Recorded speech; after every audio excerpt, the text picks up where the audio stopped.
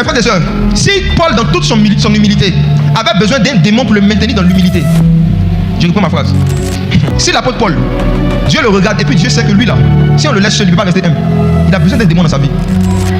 Il a besoin d'un démon qui va lui créer certains problèmes, qui va lui faire vivre certaines souffrances, pour ne pas qu'il s'enfle. J'aime l'expression, il dit pour ne pas qu'il s'enfle d'orgueil. Ça veut dire orgueil a ses boutons.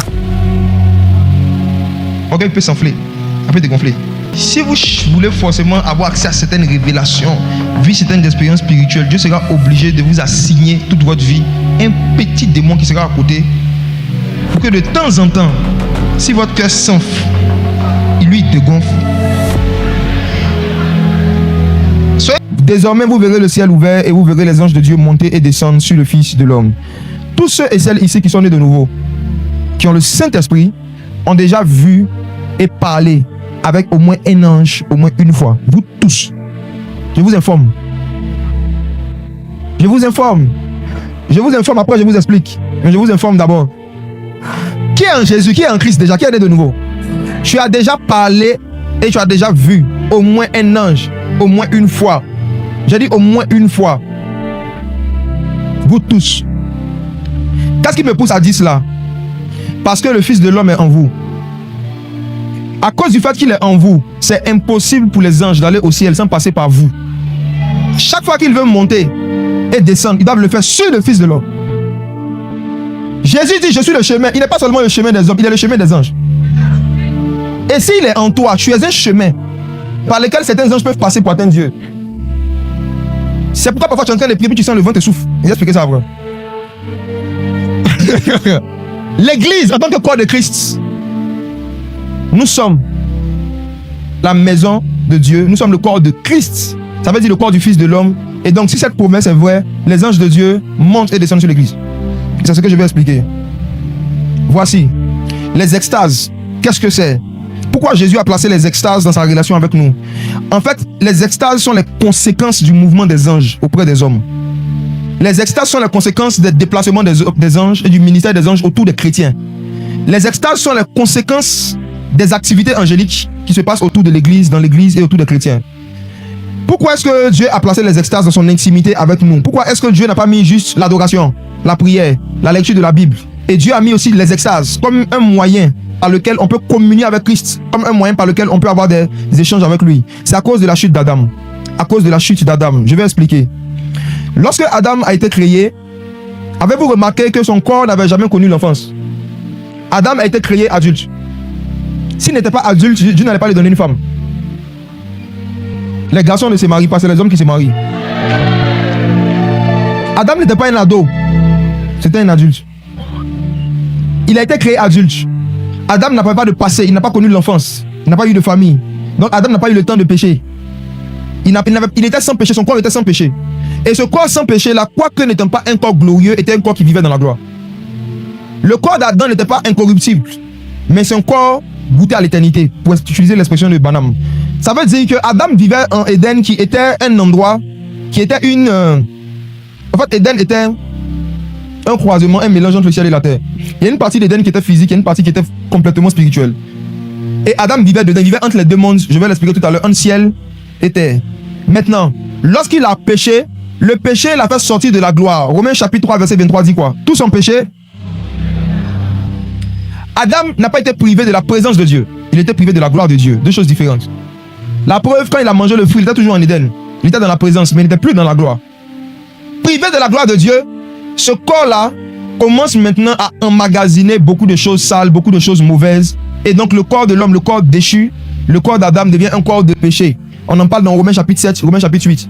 Malgré que le Saint-Esprit est en toi, peu importe ton niveau de sanctification, il y a toujours une mesure de mal qui reste dans ta chair quelque part. C'est quand tu restes en communion avec Dieu que ce mal-là ne se manifeste pas. Mais quand tu perds ta communion avec Dieu, le mal qui est en toi sort. La Bible dit dans Romains chapitre 8 que le péché est condamné dans la chair. Ça veut dire que la chair que nous avons, le corps que nous avons, il y a toujours un serpent qui dort quelque part. C'est parce qu'il y a certaines choses qu'on fait qui ne se réveillent pas. Quand on lui laisse un peu de moment, chacun connaît son serpent. Donc, à cause du fait que ce corps-là est devenu un corps déchu, un corps corrompu, malheureusement, ce corps est devenu un voile qui nous sépare du surnaturel. Un voile, le corps de l'homme est un voile qui ferme la porte au monde spirituel. Ce qui fait que tu n'arrives pas à voir les esprits, c'est à cause de tes yeux. Tes yeux déchus. C'est pourquoi les visions, ce n'est pas avec les yeux physiques. Les yeux ne peuvent pas avoir de vision parce que les yeux sont déchus. Tout le corps physique est un voile. Tu es un voile. Je veux vraiment m'attarder sur ça. Il faut que tu prennes conscience de ça. Ton corps est un voile qui cache des choses. Et la première chose que ce corps-là te cache, c'est le monde spirituel. Ton corps est un voile. Ton esprit même qui est né de nouveau, il n'a aucun problème. Mais malheureusement, ton esprit sauvé habite derrière un voile. C'est comme si on te prend, tu es vivant, c'est vrai, mais quand on te met derrière une porte comme ça, tu ne vas pas voir ce qui se passe derrière. Malgré que tu es vivant, tu ne vois pas ce qui se passe dans la scène à cause de la porte. Donc la porte qui nous empêche de voir les anges, la porte qui nous empêche de voir Dieu tel qu'il est, la porte qui nous empêche d'avoir des visions et de vivre le monde surnaturel s'appelle le corps physique, s'appelle la chair. Et ce que j'ai découvert en méditant, nous allons le lire, c'est que même Jésus, le dernier Adam, quand il est venu sur la terre, juste à cause du fait qu'il est né d'une femme, juste à cause du fait qu'il a eu part à la vie humaine, le corps même de Jésus était un voile. Lisons, Hébreux chapitre 10, verset 19 à 20. Son corps était un voile. Si le corps de Jésus était un voile, et toi ton corps? Hébreux chapitre 10, verset 19 à 20. Ainsi donc, frères, puisque nous avons, au moyen du sang de Jésus, une libre entrée dans le sanctuaire, par la route nouvelle et vivante qu'il a inaugurée pour nous, au travers du voile, c'est-à-dire de sa chair. C'est-à-dire de sa chair. C'est-à-dire de sa chair. La Bible dit au verset 19 qu'à travers le sang de Jésus, nous avons une libre entrée dans le sanctuaire, c'est-à-dire dans la gloire de Dieu, par la nouvelle route, la route nouvelle et vivante que Jésus a inaugurée. Parenthèse, si l'auteur dit que Jésus par sa mort a inauguré une nouvelle route qui nous mène au sanctuaire, ça veut dire qu'avant il y avait une ancienne route. Cette ancienne route-là, l'ancien pont, Satan le connaissait. C'est par cette ancienne route que Satan passait pour aller accuser les gens dans Job. Aujourd'hui, Satan ne peut plus nous accuser auprès de Dieu parce qu'il y a une nouvelle route. Satan ne peut plus aller au ciel pour accuser un chrétien, il ne peut pas le faire. Parce que Jésus a dit, je suis le chemin. Oh, Satan ne peut pas donner sa vie à Jésus. Donc, si Satan aujourd'hui veut aller parler au Père, il faut qu'il accepte Jésus. Il y a une nouvelle route. Jésus est la nouvelle route. Comme Satan n'a pas donné sa vie à Jésus, quand il veut accuser, il ne peut plus aller nous accuser auprès du Père. Satan maintenant accuse auprès des frères. Avant, il partait voir Dieu pour dire, regarde ce que Job a fait, regarde ce que Zacharie a fait, il est en vêtements sales. Aujourd'hui, il n'a plus accès à Dieu, il a accès à toi. La Bible dit qu'il y a une nouvelle route que Jésus a inaugurée, mais il a inauguré cette route au travers du voile, c'est-à-dire de quoi? De sa chair. Donc en fait, la chair de Jésus, le corps humain de Jésus était un voile qui empêchait les disciples de pouvoir avoir accès aux anges, de pouvoir avoir accès au sanctuaire, de pouvoir avoir accès aux plus grandes manifestations de la puissance du Saint-Esprit. C'est pourquoi Jésus leur a dit, il est avantageux pour vous que je m'en aille. C'était le voile qui parlait. Le voile en train de te dire que c'est mieux pour toi que je quitte, sinon il y a des choses que tu ne vas pas voir. Et c'est parce que la chair de Jésus était le voile qui nous fermait la porte du surnaturel, que lorsqu'il est mort, qu'il a été crucifié, il poussait un grand cri et le voile du temple se déchira en deux, de haut jusqu'en bas, pour nous dire que dorénavant, le Messie est mort, vous avez accès aux anges. Dorénavant, le Messie n'est plus là. Vous pouvez maintenant avoir accès à toutes sortes d'expériences surnaturelles que lui seul vivait. Parce que le voile, c'est-à-dire sa chair, a été déchiré. Maintenant, je dis, si son corps est un voile, et toi ton corps, dis à ton voisin, ton corps me voile. Faut dire ton corps me voile. Donc, Dieu voulant que nous passions au-delà du voile, Dieu voulant nous faire entendre et voir clairement les choses spirituelles, devait mettre en place une méthode pour que, étant sur la terre, n'ayant pas encore un corps glorieux, on puisse, malgré ce corps-là, on puisse entendre clairement, voir clairement certaines choses spirituelles. Donc, il a mis ce qu'on appelle les extases. C'est quoi une extase? Comment ça se manifeste? Une extase, c'est une expérience spirituelle pendant laquelle on perd la conscience du monde physique. Pourquoi? Parce que Dieu éteint le corps pour allumer l'esprit. Une extase, c'est une expérience spirituelle pendant laquelle, je dis, on perd la conscience du monde physique. Ceux qui notez cette phrase. C'est une expérience pendant laquelle on perd la conscience du monde physique. On perd la conscience des hommes ou encore des voiles qui nous entourent. Toutes les voiles qui sont tout là, tu les oublies. C'est comme s'ils ne sont plus réels. Et c'est le monde spirituel qui devient très réel et très clair. Le monde physique devient flou. Le monde spirituel devient clair. Dans une période d'extase. Au point où on peut confondre le monde spirituel avec la réalité. Donc je réponds. Une extase est une expérience spirituelle pendant laquelle on perd la conscience du monde physique. Et le monde spirituel devient très réel, très clair. Au point où on peut le confondre avec la réalité. Donc l'extase, c'est lorsque Dieu éteint la chair, Dieu éteint le voile. C'est comme si Dieu déchire le voile en question. Et ton esprit maintenant commence à percevoir ou à voir certaines réalités spirituelles. Quels sont les différents types d'extase qu'on peut vivre dans l'intimité avec Christ? Il y a deux expressions bibliques qu'on retrouve dans le Nouveau Testament pour désigner les extases que les premiers disciples vivaient. 2 expressions. Première expression qu'on va étudier, c'est être ravi en extase. C'est la première expression qu'on retrouve dans le Nouveau Testament, être ravi en extase. Et la deuxième, c'est tomber en extase. C'est 2 choses différentes. Très différentes. On va se rendre compte qu'on va écouter. Être ravi en extase est très différent de tomber en extase.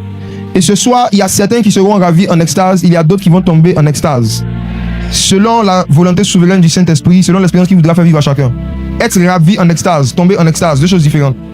Que signifie être ravi en extase? Lisons Actes chapitre 22, verset 17. Actes chapitre 22, verset 17. De retour à Jérusalem, comme je priais dans le temple, je fus ravi en extase. Amen. Amen. C'est l'apôtre Paul qui parle ici, qui expliquait une expérience qu'il a eue pendant qu'il priait. J'aimerais dire à quelqu'un ici qui veut devenir familier avec les extases que tu dois être familier avec la prière. Il y a une intensité de prière. Lorsque tu l'atteins, tu es en train d'éteindre ta chair pour que ton esprit s'allume. Le but des longues prières, c'est d'éteindre la chair. En fait, aujourd'hui, j'ai eu une drôle de vision quand on était en train d'adorer. J'ai vu quelqu'un devant qui avait 2 radios. Il avait la main sur les volumes des 2 radios. Il baissait le volume d'une radio et puis il allumait le volume de l'autre. Tout à l'heure, quand on était en train d'adorer, c'est la vision que j'ai eue. Je le regardais. Il baissait le volume d'une radio, il allumait le volume de l'autre. Et quand j'ai regardé sa bouche, il était en train de parler en langue. Et il a dit, pendant que je le regardais, le parler en langue est le moyen d'augmenter le volume de l'esprit pour baisser le volume de la chair. Tout à l'heure, quand j'étais ici, j'ai vu cela pendant qu'on adorait le Seigneur. Il dit, quand tu parles en langue, le volume de ton esprit augmente et tu es en train de diminuer le volume de la chair. Donc, il y a toujours cet exercice à faire qui consiste à maintenir la voix de sa chair la plus petite, la plus basse possible par des pratiques comme la prière. Voici, on va lire un autre passage. L'apôtre Paul dit, je fus ravi en extase. Lisons de façon pratique comment ça se manifeste. 2 Corinthiens chapitre 12, versets 1 à 7. Ce soir est aussi un soir d'explication de certaines expériences que certains chrétiens ont eues, parfois pendant des mois, pendant des années, sans les comprendre. Le but de ces messages, c'est de pouvoir vous expliquer aussi certains de vos songes, certaines expériences que vous avez eues ou que vous allez avoir dans les mois qui viennent. Parce qu'il n'y a pas de réveil spirituel sans extase. Nous sommes en train de vivre une saison de réveil, et quand c'est comme ça dans les périodes de réveil, Dieu multiplie les extases et les expériences spirituelles. Maintenant, quand il n'y a pas d'explication, c'est là que le diable peut se servir de ça pour mener des dérives. Mais quand il y a les écritures, il y a les explications, on sait dans quoi on est, on comprend ce qu'on fait, et on discerne aussi ce qui ne vient pas de Dieu. Amen. Amen. 2 Corinthiens chapitre 12, verset 1. Il faut se glorifier. Cela n'est pas bon. J'en viendrai néanmoins à des visions et à des révélations du Seigneur. L'apôtre Paul dit ce n'est pas bon de se glorifier, mais il faut quand même de temps en temps parler de certaines visions et certaines révélations du Seigneur. Allons-y. Je connais un homme en Christ. Je connais un homme en Christ Qui fut, il y a 14 ans, ravi jusqu'au 3e ciel. Si ce fut dans son corps, je ne sais. Si ce fut hors de son corps, je ne sais. Dieu le sait. Première information que vous voyez ici, c'est qu'il y a jusqu'au 3e ciel. Donc ça veut dire qu'il y a au moins 3 ciels. Ça, je ne vais pas parler forcément de ça aujourd'hui. Mais il existe dans le monde spirituel 3 grands étages connus. Premier ciel, 2e ciel, 3e ciel. La plupart des exégètes et des théologiens s'accordent pour dire que le premier ciel est celui que nous voyons là. Le 2e ciel, c'est là où les démons et les principautés, les démons habitent, le monde des ténèbres. Et le 3e ciel, c'est là où il y a le paradis. C'est ce qu'on dit communément. Je m'arrête là-dessus, ce n'est pas le message de ce soir. J'attire votre attention sur une précision de l'apôtre Paul. Il dit, un homme a été ravi. Mais si c'est dans son corps, je ne sais. Si c'est hors du corps, je ne sais. Mes frères et sœurs, comprenez que l'expression, la première qu'on est en train d'étudier, être ravi en extase, c'est quelque chose que tu peux vivre dans ton corps ou hors de ton corps. Donc sortir de son corps là, ce ne sont pas les sorciers qui ont inventé ça, c'est Dieu. Ce n'est pas le diable qui a été l'instigateur, l'initiateur ou l'inventeur de l'expérience qui consiste qu'un homme sorte de son corps et pas de faire des balades. Certaines personnes, si vous ne connaissez pas ce que la Bible dit par rapport à certaines expériences, après avoir reçu le Saint-Esprit, quand vous allez commencer à faire certains songes, vous allez commencer à vivre certaines expériences, vous allez vous accuser vous-même, vous allez vous prendre vous-même pour des sorciers. Oh, vous n'êtes pas sorcier, vous êtes juste prophétique. L'apôtre Paul dit, il y a un homme qui a été ravi jusqu'au 3e ciel, mais lui-même il ne peut pas dire si c'était dans son corps ou hors du corps. Ça veut dire que c'était des expériences qu'ils avaient tellement l'habitude d'avoir qu'arrivé un moment, il ne pouvait plus dire si, quand j'ai eu la vision là, j'étais sur la terre ou bien j'étais au ciel. Il ne sait plus. Imaginez-vous la dimension. Toi tu sais très bien, quand tu fais tes songes, que tu te réveilles, tu sais. Si c'est dans ton corps ou hors du corps, tu le sais. Mais on nous parle d'un homme en Christ, qui lui, quand il avait ce genre d'expérience, il dit il ne sait pas.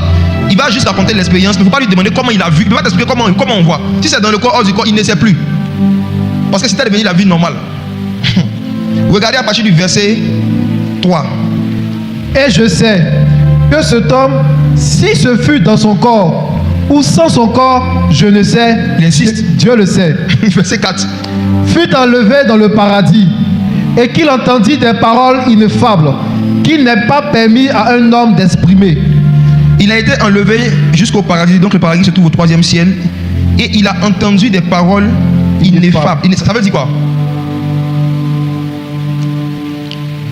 C'est quoi une parole ineffable? On dit, lui, il a entendu une parole ineffable. Bon, en fait, ineffable, faisons gagner du temps. C'est une parole qu'on ne peut pas entendre et comprendre. C'est une parole qu'on ne peut pas comprendre. On dit, lui, il a entendu cela. Il a entendu des paroles qu'on ne peut pas comprendre. Ça dit, même si tu entends, il n'y a pas un langage sur la terre, en fait, ici, qui peut retranscrire ces paroles. En fait, en d'autres mots, il a entendu des gens parler en langue. La langue des esprits. Au paradis, personne ne parle français. Quand tu vas en Amérique, quand tu vas en Angleterre, les Anglais parlent anglais. Tu vas en France, les Français parlent français. Quand tu vas en esprit, les esprits parlent en esprit. Et l'homme qui était là-bas entend des paroles qui n'est pas permis à un homme de comprendre. Et regardez la suite, qui n'est pas permis à un homme d'exprimer. Regardez, en d'autres termes, il a reçu des révélations et des paroles qu'il ne devait pas prêcher. Il a entendu des choses qu'il ne devait pas prêcher. Mais frère, ce n'est pas tout en prêche. Ce ne sont pas toutes ces expériences personnelles qu'on raconte aux frères et sœurs. Ce ne sont pas toutes les révélations qu'on découvre, qu'on expose à tout le monde. Ça, c'est des choses, quand nous sommes jeunes, en général, on ne sait pas. En général, tu es chaud. Dès que tu as une petite expérience, tu te réveilles le matin, tu fais un statut. Il y en a qui font un direct directement. Il a fait un songe, il a vu un petit ange, un petit ange en kaki. Il se réveille le matin direct. Connectez-vous, mes frères et sœurs, l'heure est grave. L'apôtre Paul a entendu des paroles ineffables, et même s'il arrivait à le comprendre, à avoir l'interprétation, il n'est pas permis d'exprimer. Faites attention, quand vous allez avoir encore des extases, des choses que vous allez voir et entendre, faites très attention. Avant de raconter ça à quelqu'un, demandez au Saint-Esprit, est-ce qu'il m'est permis d'exprimer? Tout ce que vous vivez dans un état d'extase, je vais expliquer ça tout à l'heure, faites attention à ne pas raconter ça facilement. De peur que certains anges ne vous prennent pour des gens qui ne sont pas des personnes de confiance. Imaginez-vous, tu as un ami, chaque fois que tu lui dis quelque chose, tu lui dis bonjour, ça va? Actuellement, je suis aux 2 plateaux. Il fait un statut, elle est aux 2 plateaux. Vous causez le soir, tu lui dis bonsoir, ça va? Oui. Je dis aujourd'hui j'ai acheté des talons. Il dit elle a acheté des talons, statut. Imagine-toi, tu as un ami, tout ce que tu lui dis, mets en statut. Tout ce que tu lui dis, mets en statut. Tu vas continuer de lui parler de ta vie. Le Saint-Esprit et les anges de Dieu vont arrêter de partager leur vie avec vous si vous avez l'habitude de publier et de poster tout ce que vous recevez de Dieu de vos moments d'intimité. C'est une mauvaise culture, une très mauvaise culture. Ce qui fait la force de l'intimité, c'est de garder une information de 2 personnes. Maintenant, verset 5, ce qui m'intéresse, Paul dit quoi? Je me glorifierai d'un tel homme, mais de moi-même, je ne me glorifierai pas, sinon de mes infimités. Beaucoup d'exégètes et de théologiens s'accordent pour dire que, en fait, Paul parlait de lui-même ici. Mais il a parlé à la 3e personne du singulier par humilité. Il dit, je me glorifierai d'un tel homme, comme s'il ne s'agissait pas de lui. Pourtant, ils disent qu'il s'agissait de lui, et moi je suis d'accord avec eux. Parce qu'il a donné des détails qui montrent que c'est lui-même Paul qui a eu l'expérience. En parlant des 14 ans, il a parlé des mêmes 14 ans dans le livre de Galates. Quand il dit que Dieu l'a appelé, il est parti, il a fait 14 ans en Arabie et il est revenu. C'est fort possible que Paul ici parlait de lui-même, mais il a utilisé la première personne du singulier. Et il donne la raison, il dit, je me glorifierai d'un tel homme, même pas de moi-même. Ça veut dire que si je dois parler de moi-même, je vais parler de mes échecs, des choses que j'ai mal faites. Je vais parler de mes infimités. Mais il y a un homme que j'ai connu, un homme en Christ, pourtant il parle de lui-même. C'est une leçon pour nous dire que, surtout quand on aborde ce genre de sujet, et moi c'est ce que je vais faire aujourd'hui, je ne vais pas parler de mes expériences. Je ne vais pas parler de mes extases. Je vais parler des expériences de Daniel, d'Ézéchiel, de Jean, de d'autres personnes, mais pas de moi-même. Je vais parler de d'autres hommes. Regardons la suite. Regardez le verset 6. Si je voulais me glorifier, je ne serais pas un insensé, car je dirais la vérité. Mais je m'en abstiens afin que personne n'ait à mon sujet une opinion supérieure à ce qu'il voit en moi ou à ce qu'il entend de moi. Verset 7 pour terminer. Et pour que je ne sois pas enflé d'orgueil. Pour que je ne sois pas enflé d'orgueil. À cause de l'excellence de ses révélations. Donc tu vois qu'il parlait de lui-même. En fait, il s'est vendu après. Au début, il parle à la première personne du singulier. À la fin, il dit pour que je ne sois pas. Il dit je maintenant. Pour que je ne sois pas enflé d'orgueil à cause de l'excellence de ses révélations. Là, il parle de lui. Donc il parlait de lui depuis le début. Oui.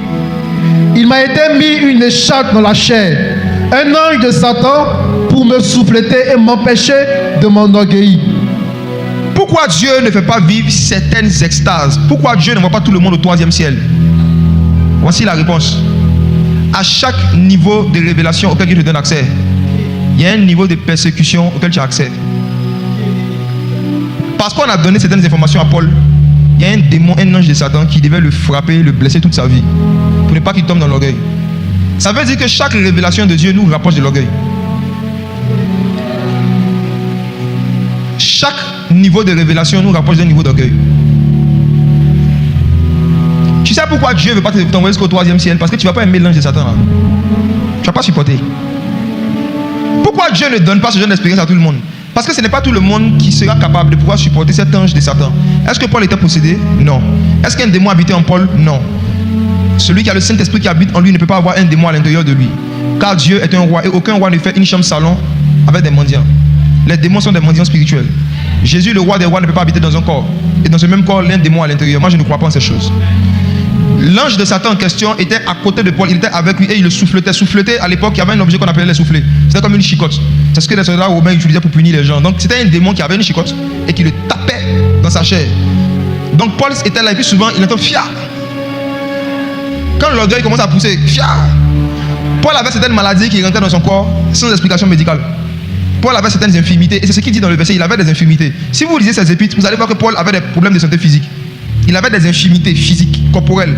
C'était tellement grave, il avait un problème Dieu par exemple tellement grave qu'un jour Paul s'est retrouvé face à face avec le souverain sacrificateur de l'époque et il n'a pas reconnu. Pourtant le souverain sacrificateur avait un habillement, un gros boubou avec des pierres précieuses sur sa poitrine. Mais Paul l'a vu, Paul ne l'a pas reconnu. C'est un soldat qui a dit, mais Paul, c'est ainsi que tu parles au grand prêtre. Et il dit, oh, je ne savais pas que c'était le grand prêtre. D'où lui venaient ces infirmités? Paul avait des infirmités. Il a dit aux chrétiens de Corinthe, quand il dit, je suis venu au milieu de vous dans un état de faiblesse ou encore de maladie et de grand tremblement. Et ma parole et ma prédication ne reposaient pas sur les discours persuasifs de la sagesse humaine, mais sur une démonstration d'esprit et de puissance. Paul vivait souvent des faiblesses corporelles, il vivait certaines maladies. Dû à quoi? Un ange de Satan, un démon envoyé par Dieu. Pour le maintenir dans l'humilité à cause de ses extases. Qui fait des extases à la Paul? C'est ça. C'est comme vous dites, Dieu connaît vos cœurs. Petit par lui seulement tu ne supportes pas. Quand tu es grippé seulement tu dis je suis gravement malade. Juste la grippe, je suis gravement malade. Mes frères et sœurs, si Paul dans toute son humilité avait besoin d'un démon pour le maintenir dans l'humilité, je reprends ma phrase. Si l'apôtre Paul, Dieu le regarde et puis Dieu sait que lui là, si on le laisse seul, il ne peut pas rester humble. Il a besoin d'un démon dans sa vie. Il a besoin d'un démon qui va lui créer certains problèmes, qui va lui faire vivre certaines souffrances, pour ne pas qu'il s'enfle. J'aime l'expression, il dit pour ne pas qu'il s'enfle d'orgueil. Ça veut dire orgueil a ses boutons. Orgueil peut s'enfler, ça peut dégonfler. Certains parmi vous, si vous voulez forcément avoir accès à certaines révélations, vivre certaines expériences spirituelles, Dieu sera obligé de vous assigner toute votre vie un petit démon qui sera à côté, pour que de temps en temps, si votre cœur s'enfle, il lui dégonfle. Soyez conscients de cela. Hein? Oui. Et nous tous déjà qui sommes en Christ, ceux qui sont de l'enfant depuis au moins 7 ans, si Dieu veut t'utiliser dans le domaine du surnaturel de la puissance, il y a forcément un problème récurrent qui va laisser dans ta vie, qui ne va jamais régler, qui va te faire souffrir. Chacun n'a qu'à bien regarder sa vie. Je dis ceux qui sont dans la foi depuis au moins 7 ans, 1, et de 2 qui exercent les dons de puissance dans le domaine du surnaturel, les dons spirituels. Regardez bien vos vies. Vous allez voir qu'il y a un problème là. Malgré que vous priez, malgré que vous faites tout, ce problème là est là. Pourquoi Dieu laisse certains anges de Satan souffler certains Paul? Pourquoi Dieu laisse certaines souffrances perdurer dans la vie de certains de ses enfants? Parce que l'onction te rend conscient de ta divinité, la souffrance te rend conscient de ton humanité. Je rembobine. L'onction et ses manifestations vont te rendre conscience de la divinité qui est en toi. Je puis tout par celui qui me fortifie. Christ en nous, l'espérance et la gloire. Joli slogan. Mais quand tu vas te retrouver devant certains problèmes auxquels font face même des païens et que les païens arrivent à s'en sortir, toi tu n'arrives pas, tu vas te rappeler que finalement, malgré tout ce que je fais, malgré tout ce que je sais, je ne suis qu'un homme. Les anges sont là pour nous rappeler notre divinité, les démons sont là pour nous rappeler notre humanité.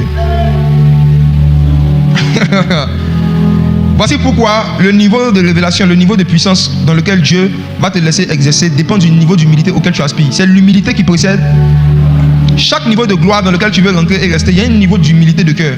dans lequel tu es censé être. Voici pourquoi.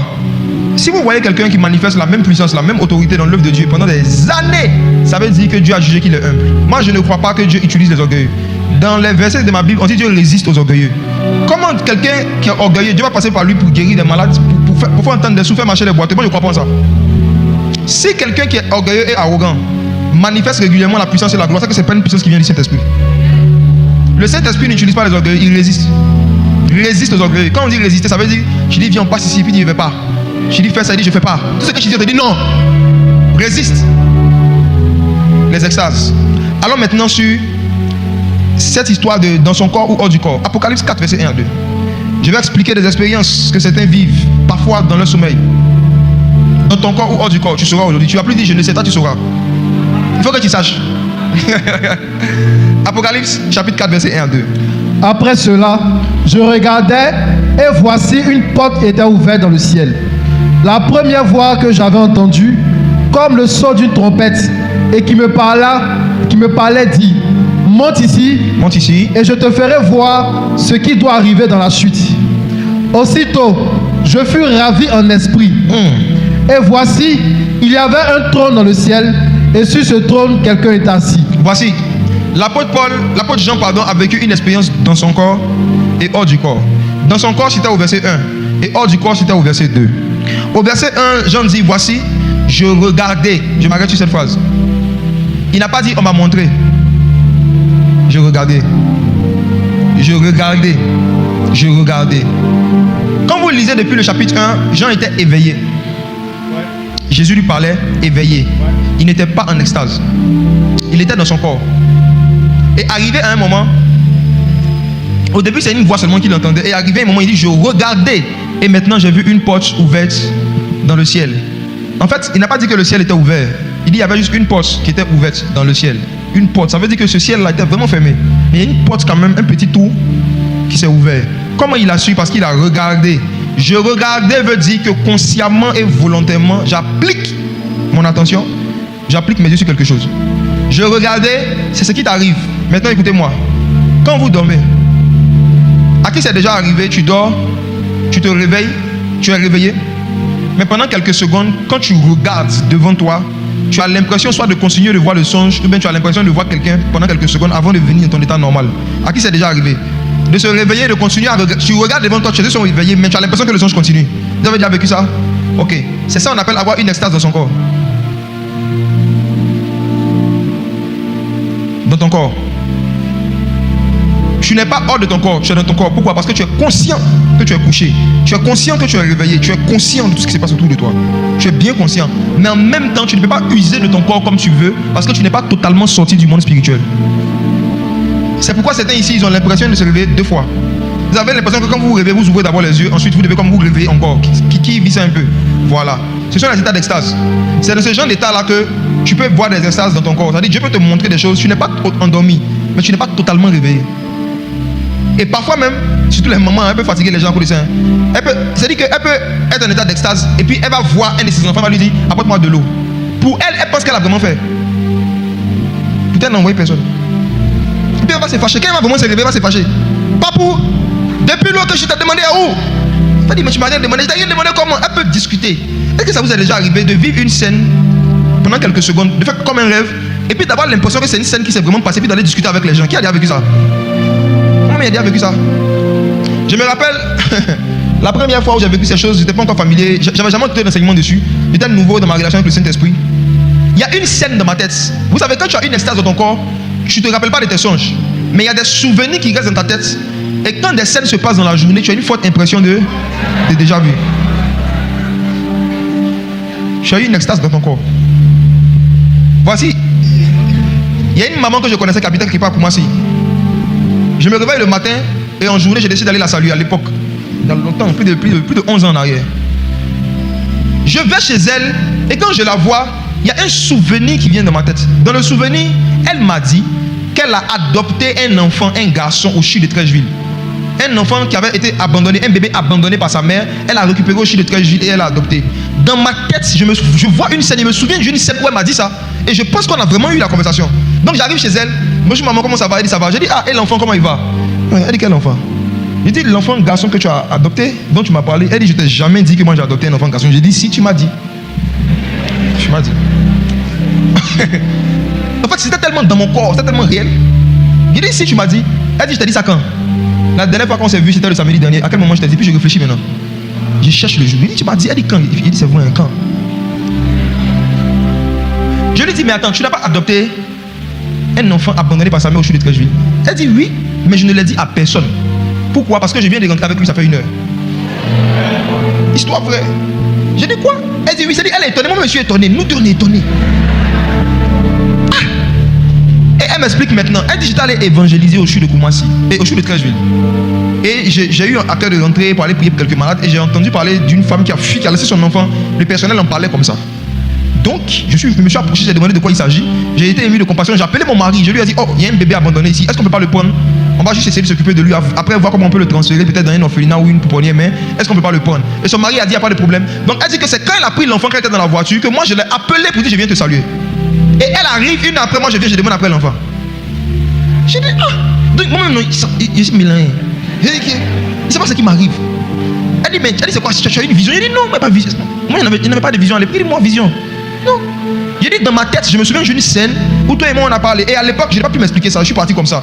Je me suis dit, peut-être que j'ai fait un rêve que j'ai oublié. Oh, c'était pas un rêve, c'était une extase. Vous avez déjà vécu cela? Parfois, tu peux venir au bureau, en réunion de travail. Ton boss est en train de donner des directives, il dit des choses. Et tu as une forte impression d'avoir déjà vu cette scène. Parfois, même, tu peux à l'avance même dire, voici ce qu'il va faire. Et effectivement, c'est ce qu'il faut, c'est ce qu'il dit. Tu as eu une extase dans ton corps. Mais tu le sais. Ce qui est intéressant quand tu commences à être conscient de cela, c'est que la prochaine fois que ça va t'arriver, tu pourras faire comme Jean, tu pourras regarder volontairement. Quand il dit je regardais, ça veut dire que volontairement, j'applique maintenant mon attention sur la scène qui est en train de se passer pour mémoriser le maximum d'informations. Je connais un homme en Christ qui était couché dans un fauteuil un jour, éveillé, son téléphone était sur le fauteuil. Et il a eu l'intention de prendre son téléphone. Il s'est vu en train de prendre son téléphone. Mais il regarde dans sa main, il veut manipuler, il n'y a rien dans sa main. Et il regarde, il voit que le téléphone est toujours là-bas. Pourtant, il était sûr qu'il avait pris. C'est ce qui t'est arrivé souvent, tu étais sûr d'avoir pris ton portefeuille. Tu étais sûr d'avoir pris ton téléphone, de l'avoir mis dans tel endroit. Tu étais sûr, la scène est dans ta tête. Qui a déjà vécu ça? Tu es sûr d'avoir pris la clé. Tu es sûr d'avoir mis la clé ici. Et tu sors, tu pars, tu fouilles, la clé n'est pas là. Et tu discutes avec les gens. J'ai déposé ça ici. Et puis on te dit, non mais en fait la clé est à la maison, sur la table. J'ai dit, c'est pas possible. En fait dans ta tête, non. Tu es mélangé. C'est ce qu'on te dit. On est ça y est là-bas. Pourtant dans ta tête, il y a une scène où tu as pris la clé. Qui a déjà vécu ça? Avec un objet. Tu as eu une extase dans ton corps. Vous voyez pourquoi je vous dis que vous tous qui êtes en Christ, au moins une fois, vous avez déjà de façon consciente ou inconsciente interagi avec un ange. En fait, qu'est-ce qui explique ce phénomène? Il y a un passage dans le livre de Psaume où David dit que chaque jour qui nous est destiné, Dieu l'a mis dans un livre. Ok? Et quand on commence à marcher avec le Seigneur, chacun d'entre nous, il y a un ange que Dieu nous assigne. Et cet ange-là fait dans le monde spirituel ce que nous sommes censés faire dans le monde physique. Et ces anges-là ont notre apparence, ils nous ressemblent. Et parfois, quand on a des états d'extase, on les voit en train de faire quelque chose. Et on pense que c'est nous qui avons fait.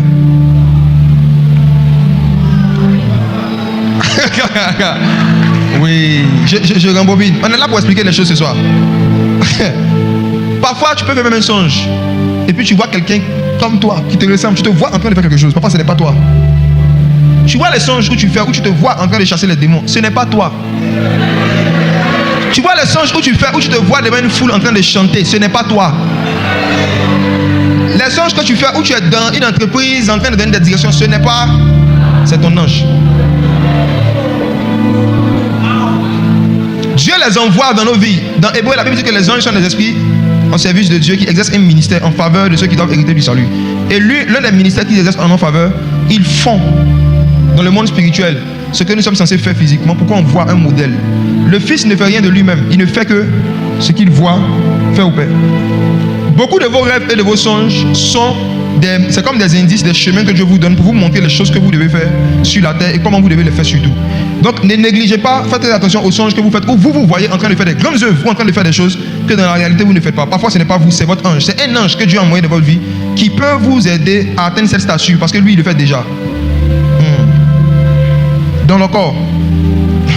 Maintenant, hors du corps, il dit je suis ravi en esprit. Ça, c'est hors du corps. Je suis ravi en esprit, ça veut dire que mon corps est là et Dieu enlève mon esprit et Dieu montre quelque chose à mon esprit. Ça aussi, ce ne sont pas tous les chrétiens qui vivent ça, mais certains chrétiens vivent ça.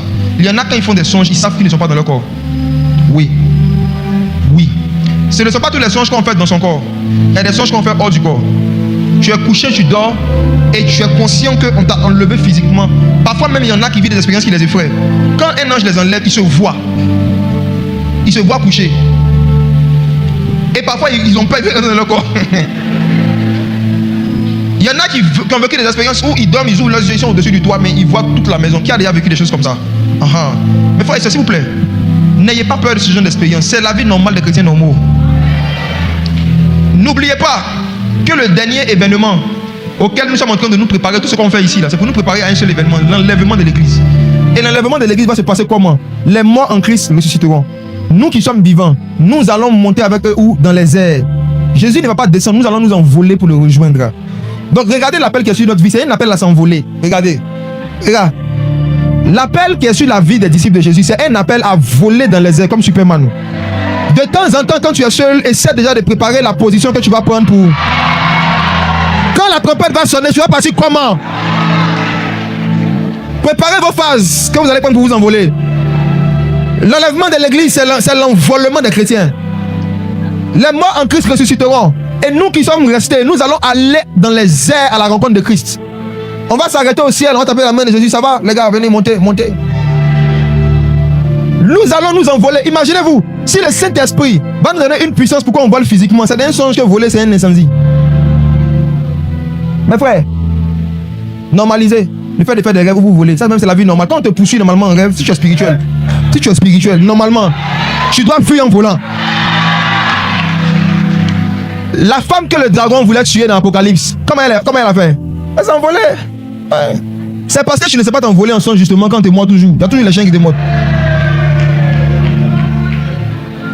La Bible dit que ceux qui se confient à l'Éternel prennent leur envol comme l'aigle. Il y a des extases où l'onction vient sur certaines personnes. Les personnes dorment et elles sont enlevées hors de leur corps par le Saint-Esprit, par un ange. On va lire ça tout à l'heure. Et on leur fait entendre, on leur fait voir ou on leur fait comprendre des choses. Il y a des extases où tu ne vois pas d'image, tu n'entends pas de son, mais tu comprends les versets. Il y a des extases que Dieu provoque juste pour approfondir ta compréhension d'un passage, d'un verset. Ça c'est hors du corps. Maintenant avançons. Après être ravi en extase, la deuxième expression qu'on retrouve dans le Nouveau Testament et qui est l'expérience la plus régulière dans l'église, c'est tomber en extase. Tomber en extase. Actes chapitre 10, versets 9 à 11. Tomber en extase. Actes chapitre 10, versets 9 à 11. Le lendemain, comme ils étaient en route et qu'ils approchaient de la ville, Pierre monta sur le toit vers la 6e heure pour prier. Pour faire quoi? Prier. Qu'est-ce que je disais? Je dis ceux qui ne prient pas régulièrement ne pourront pas vivre ce genre d'expérience régulièrement. C'est comme si la prière en fait est l'atmosphère légale, conventionnelle qu'il faut créer pour que Dieu, si jamais il veut te donner des extases, puisse le faire. C'est la prière. Vous n'allez pas voir des gens dans la Bible qui vivaient des expériences et qui priaient par accident. C'est des gens qui priaient continuellement, qui étaient sérieux avec leur vie de prière. Pierre montait pour prier. Actes chapitre 10, verset 9. Allons-y. Verset 10. Verset 10 maintenant. Il eut faim et il voulut manger. Pendant qu'on lui préparait à manger, il tomba en extase. Il vit le ciel ouvert et un objet semblable à une grande nappe, attaché par les 4 coins, qui descendait et qui s'abaissait sur la terre. C'est bon. Voici l'apôtre Pierre qui a vécu ce qu'on appelle tomber en extase. Pendant qu'on lui préparait à manger, il tombait en extase. Alors, je vais commencer à maintenant mettre un peu plus en évidence le lien entre le ministère des anges et cette expérience qu'on appelle l'extase. En fait, les extases, ce sont les visitations angéliques qui créent un endormissement total, soit un endormissement partiel ou un évanouissement. En fait, les extases sont causées par des présences des anges ou par des déplacements des anges ou par des mouvements des anges. C'est pourquoi à chaque fois que vous allez lire un verset dans la Bible où quelqu'un a vécu une extase, c'est toujours attaché à l'impression ciel ouvert, ciel ouvert, ciel ouvert. Vous allez voir qu'ici Pierre, on dit il vit le ciel ouvert. Jean a dit je regardais, je vis le ciel ouvert. Jésus dit dorénavant vous verrez le ciel ouvert et vous verrez les anges de Dieu monter et descendre. Cela veut dire que l'ouverture du ciel se manifeste par un mouvement angélique et le mouvement angélique se manifeste par des extases. Quand Dieu ouvre le ciel sur quelqu'un ou quelque part, des anges commencent à monter et descendre et ce mouvement-là crée une atmosphère. Et dans cette atmosphère-là, on peut avoir un sommeil imprévu. Ce sommeil imprévu peut créer soit un endormissement total. Ça veut dire que tu peux être là comme ça, tu n'as aucun problème du tout, tu n'es pas fatigué particulièrement, et puis tu sens une forte envie de dormir. Tu luttes, mais à un moment, tu dors. Parfois, ça peut être un endormissement partiel, où tu es un peu assoupi, tu entends un peu ce qui se passe autour de toi, mais en même temps, tu fais un rêve. Ou ça peut être un évanouissement, ce qui arrive souvent, quand l'onction tombe, que les gens tombent, je vais expliquer ça tout à l'heure, les évanouissements, les étourdissements. Pour chaque élément que j'ai donné, on va lire un verset. Pour chaque élément, on va voir comment est-ce que les hommes qui ont marché avec Dieu avant nous ont vécu cela. Premier, l'endormissement involontaire total. Le cas d'Adam. Genèse chapitre 2, juste le verset 21 rapidement. Pendant que vous trouvez le verset 21, j'avais l'habitude de dire dans mes réunions de réveil depuis des années au service d'ordre de ne pas réveiller les gens qui dorment. Il y a des gens qui dorment pendant les prédications des prédicateurs parce qu'ils sont ennuyeux. Il y a des gens qui dorment pendant la prédication parce qu'ils sont ouins. Je reprends ma phrase. Il y a des gens qui dorment pendant que certains prédicateurs prêchent parce que le prédicateur est ennuyeux. Il y a des gens qui dorment pendant que le prédicateur prêche parce que le prédicateur est ouin. La prédication peut être tellement surchargée de puissance que ça te donne sommeil. Et ce sommeil-là, ce n'est pas un sommeil de la fatigue ou de l'esprit d'assoupissement. C'est un sommeil de l'Esprit de Dieu qui te donne une extase. Et dans plusieurs de nos réunions depuis des années, je vois ça depuis 2013, parfois je suis en train de prêcher, je me rappelle même la première fois que c'est arrivé, la personne était debout. Je lui ai expliqué un passage à 13 juillet, je parlais, la personne me regardait, je ferme les yeux, ferme les yeux, un moment ça sort, et puis pouf, elle dort. La première fois, je dis, qu'est-ce qui lui arrive? La personne a dormi jusqu'à elle s'est réveillée, elle dit, j'ai eu un songe. Et puis elle me raconte le songe. Et ça commence à devenir régulier. Tu peux faire un programme avant il y a 50 personnes, 100 personnes. Pendant que tu arrives sur certaines parties de la parole, tu peux voir 50% de la salle en train de dormir. 50% de la salle en train de dormir. Avant, quand je ne connaissais pas les extases, je me dis, monsieur, il n'aime pas la parole, quoi, il ne prêche plus même, c'est bon. Alléluia, réveillez-les. Alléluia, réveillez-les. Il y a des fois où les gens dorment par assoupissement. Il y a des fois où les gens dorment par l'esprit de prophétie. C'est celui qui dirige, tu dois discerner. Si tu dois dire aux gens de se réveiller, il faut que tu sois poussé par l'esprit. Sinon, tu vas interrompre des extases. Si ton voisin dort ce soir, souffle. Souffle bien qu'il dorme. Tu ne sais pas ce qu'il est en train de vivre. Les extases sont des sommeils imprévus et involontaires. Imprévus et involontaires. Dans lesquels Dieu peut pousser un homme pour lui montrer quelque chose qu'il va appeler songe. Regardons Genèse 2, 21, lisons. Alors l'Éternel Dieu fit tomber un profond sommeil sur l'homme, qui s'endormit. Il prit une de ses côtes et referma la chair à sa place. Amen. Amen. Adam n'avait pas prévu dormir, mais on dit que Dieu fit tomber. Un profond sommeil. Dans l'hébreu, c'est tardema. C'est une extase. Ça veut dire que Adam, sûrement, était en train de cultiver le jardin en pleine journée, puis là, il sommeille. Il luttait. Il s'est dit, bon, je vais me coucher un peu. Le sommeil était profond. Un profond sommeil, c'est un sommeil où même bruit des chats ne va pas te réveiller. Bruit des chats. C'est-à-dire, si chat tire à côté de toi, tu dors. Profond sommeil, c'est le sommeil que les gens ont parfois pendant les veillées, en pleine louange. Moi, j'ai déjà vu une femme qui dormait sur baffle pendant la louange dans une église. Elle dit que je n'enlevais la louange, non. Et puis, elle s'adore sur la femme, puis elle dort. Jésus a vaincu, il était mort. Elle ne bouge pas. Il y a le volume, elle est dans pleine louange. Et le pasteur a dit ce jour-là, c'était un prophète de l'époque. Il a dit, ceux qui dorment pendant la louange, c'est les sorciers, sortent de leur corps pour nous attaquer. À l'époque, nous on a crié Amen. Mes frères et sœurs, le même Dieu qui a fait tomber un profond sommeil sur Adam peut faire tomber un profond sommeil sur toi tout à l'heure. Amen. Sommeil involontaire, sommeil imprévu, mais il y a un but. Dieu, dans sa souveraineté et dans sa sagesse, peut te pousser dans une extase parce qu'il estime qu'il veut te faire soit voir, soit entendre. Ou il veut te faire comprendre quelque chose que tu ne pourras pas percevoir si tu es éveillé. Dieu, dans sa souveraineté, sait qu'il y a certaines vérités ou certaines réalités qu'on ne pourra pas percevoir si nous sommes éveillés. Parce que la chair est quoi? La chair est quoi? Un voile, ce qui était là au début. Donc il faut que ce voile-là, on l'éteigne. Il faut que ce voile-là, on l'enlève. Donc le sommeil est le moyen par lequel Dieu enlève la chair. Et puis maintenant, l'esprit est clair. Oui. Dieu sait que ce n'est pas tout le monde et la majorité de ses enfants n'ont pas encore atteint le niveau de concentration qu'il faut pour être éveillé. Et puis voir clairement le monde spirituel, c'est très difficile. Et très peu sont ceux qui vont pouvoir faire ça. Ce qui est plus commun à tout le monde, c'est de dormir pour bien voir. Quand le corps est éteint, quand la chair est éteinte, l'esprit voit clair. Le corps s'éteint, l'esprit s'allume. Donc l'esprit peut bien comprendre, bien entendre, bien voir les sommeils imprévus. Endormissement total. Regardons le cas de Jacob. Et là, ça va devenir intéressant. Genèse chapitre 28, verset 10. Genèse chapitre 28, verset 10. Jacob partit de Beersheba et s'en alla à Charan. Il s'en alla où? À Charan. Pause. Genèse chapitre 12, verset 1 à 3. On va revenir sur Jacob. Vous allez comprendre pourquoi il y a des expériences qu'il a eues à Charan, bien particulièrement. Pourquoi à Charan? Pourquoi c'est là qu'il a été visité par les anges, qu'il a vécu une extase? À Charan. Genèse chapitre 12, verset 1 à 3.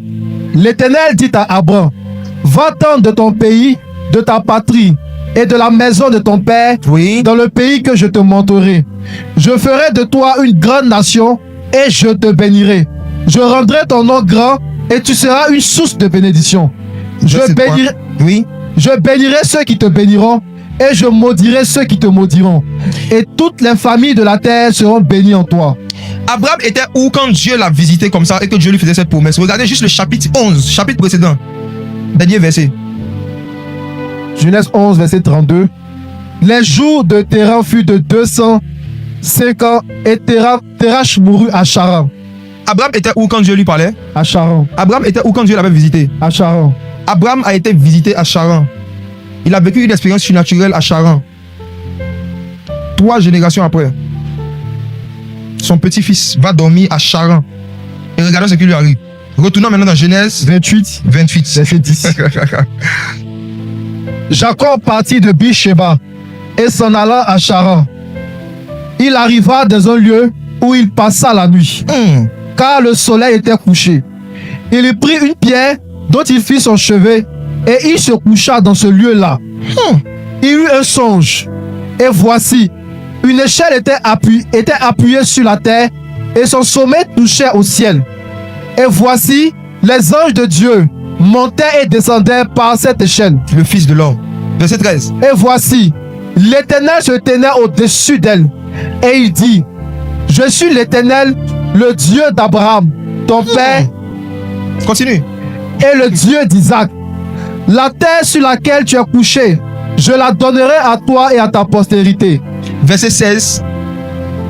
Jacob s'éveilla de son sommeil Il s'éveilla de son sommeil.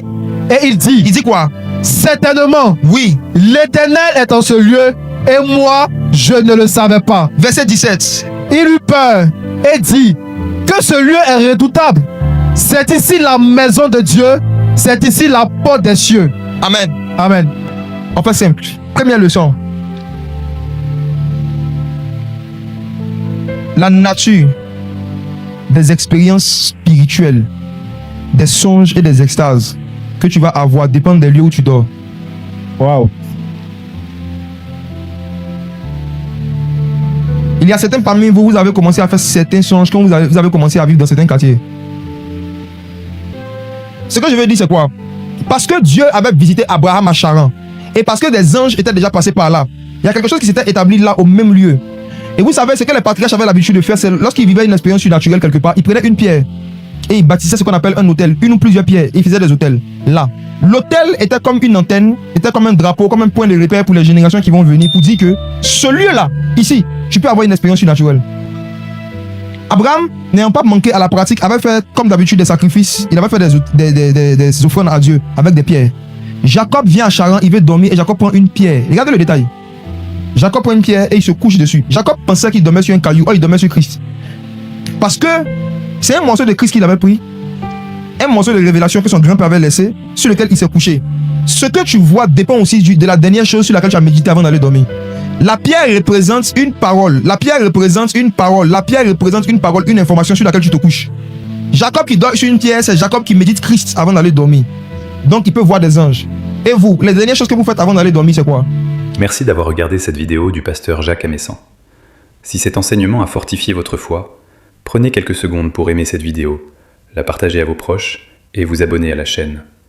Activez également la cloche de notification pour recevoir nos prochaines vidéos d'enseignement, de révélation et d'édification spirituelle.